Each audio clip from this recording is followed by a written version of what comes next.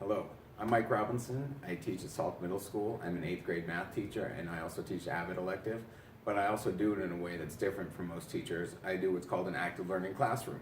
And that's what Doug asked me to talk a little bit about with you today, is how I use the extra time I have that I'm not in front of the class teaching in order to make sure that they're getting the content. That's what I'm going to share with you. So the whole concept is a flipped classroom. Well, now what? Well, that's what we're going to talk about.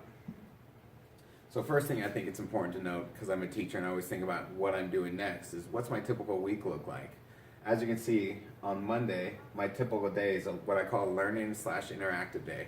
Basically, over the weekend, the students have the ability to watch videos. All of them are about 2 to 5 minutes in length, kind of explaining what we're going to be doing during the week. What's the level 1 base knowledge that they need to know to be able to interact with the math in a way that we can really grow as students and as people.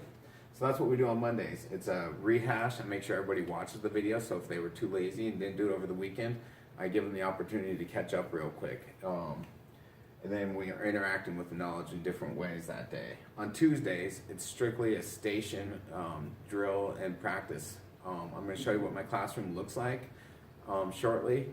But basically on Tuesdays, we're taking what we took from the videos, now that we've learned it, now that we've interacted with it and discussed it and talked about it. Now we're applying it at the base levels. What's the brass tacks and how do we use this content? It's very little me in front of the students that day at all. It's just me around the students and working with them. On Wednesday, we're talking about depth and strength. This is where we challenge the students a little bit. We start asking them to problem solve with the content, with the math. Some of this is done through number talks on that day. Other days it's done where the students are doing group work, group projects, where they're sharing out, solving a group problem, a group challenge. It's a fun way for them to interact, but really be discussing with themselves. And again, I'm not in front of the classroom. I'm mediating around the class with the students, talking with them, helping them, addressing issues in real time with the students that need it. Thursdays, where we put it all together. This is where we do our review for the formative assessment. It's also where we practice all the level 2, the level 3 skills that we've learned now. It's also where we apply the level 1 skills, and we do it all in a confined order where the students are constantly interacting, and I am not talking to them, I'm talking with them on how we do these strategies. And Fridays, it's just a basic formative assessment. They get a review, recap, they get a couple times to take the test, and then they interact with stuff that kind of helps set them up for the following week, and they also have access to the videos for the following week. So if they get done early, they can get their videos finished and completed and noted before Monday, so they don't have to do it on Monday morning and hurt the learning/interactive day. But the really key concept to the active learning is, how do we change our view of instruction from being the sage on the stage, I'm in front of everybody, I'm responsible, I'm controlling everything, every aspect of the student's life, from how they learn the material, how they do the material, and how they think about the material. I'm at the front of the classroom talking to them, and we're shifting that to, we're all in this together. We're all learning this together. I might be guiding them to learning it, and I might be helping them, but they're the ones that are raising the bar, not me. They're the ones that are doing the heavy learning. They're the ones that are interacting. And that's a hard thing for us teachers to get over. But once you make the decision that you want the students to be interacting instead of just regurgitating what you're saying, it really changes the dynamic of the classroom in a good way. So that's the one thing I hope you get out of this. So the key thing you want to do is you need to get out of the front of the classroom. That's the hardest thing for teachers to do, but you have to shift yourself out and get into the middle. So I'm going to show you what my classroom's set up like. First thing I'm going to do is it's going to clip over, and it's going to show you just a global clip real quick, video of my classroom, and then I'm going to put a still image up here for you. So here comes the video clip.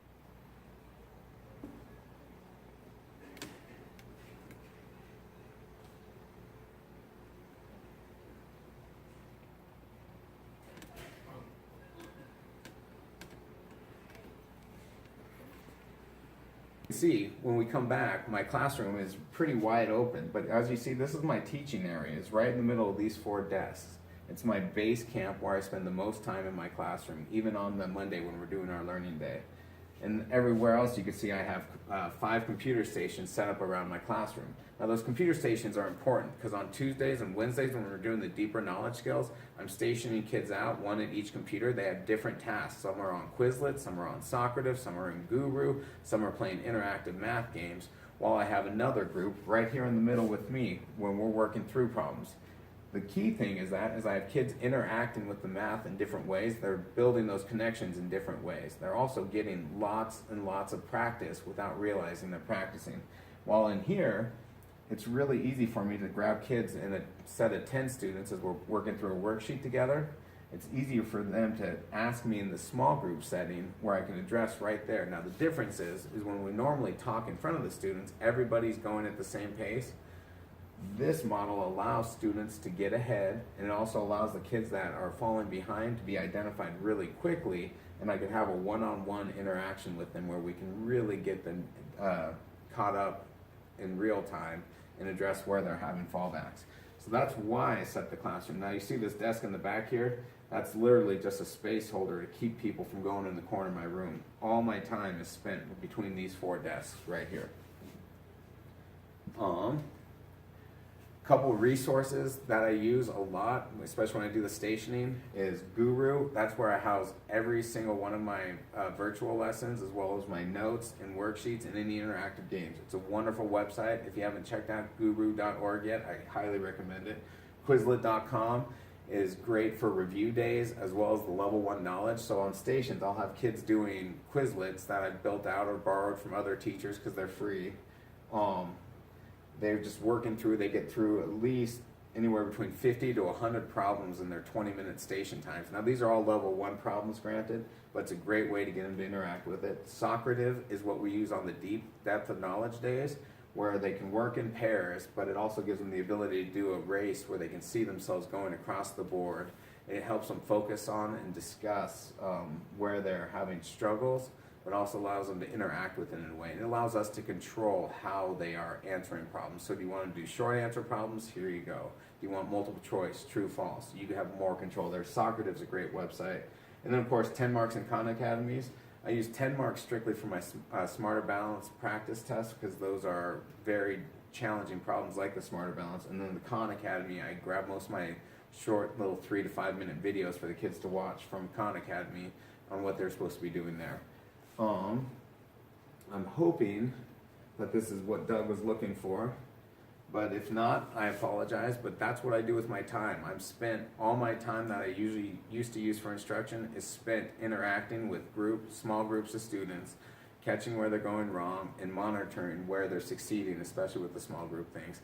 That's how I set up my active learning classroom. I hope that was helpful. Again, if you have any questions, please email me. You can get me at michaelr@spokaneschools.org. Again, that's michaelr@spokaneschools.org.